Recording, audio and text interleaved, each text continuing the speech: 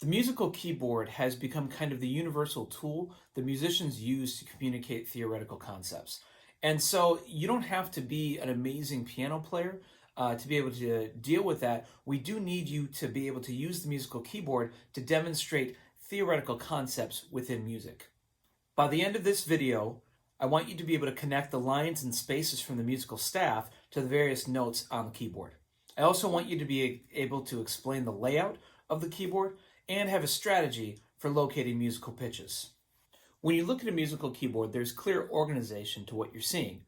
And the basic way that it's organized is in terms of white keys and black keys. So that's the first thing that you should identify.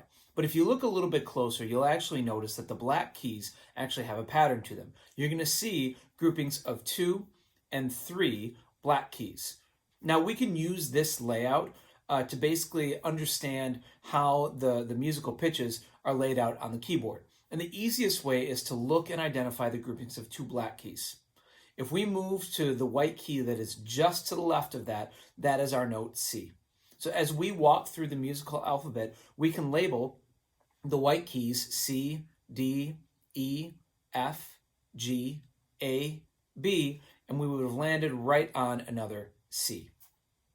The video that deals with accidentals actually started to discuss this idea that the black keys become our sharps and flats. So just as we have C, the black key just above that is going to be C sharp, right? And you would have learned from that video as well that enharmonically it's also D flat. So our next white key is D.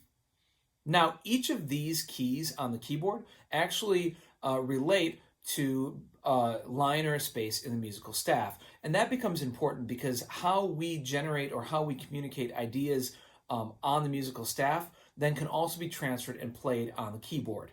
This is how music theory, I guess music theoreticians, basically kind of like to think. So even though that you don't have to be a master at playing any of these ideas, it would be important for you to have a good understanding of the keyboard layout and be able to do simple stuff like play some scales and eventually practice intervals and be able to plunk out chords on the keyboard.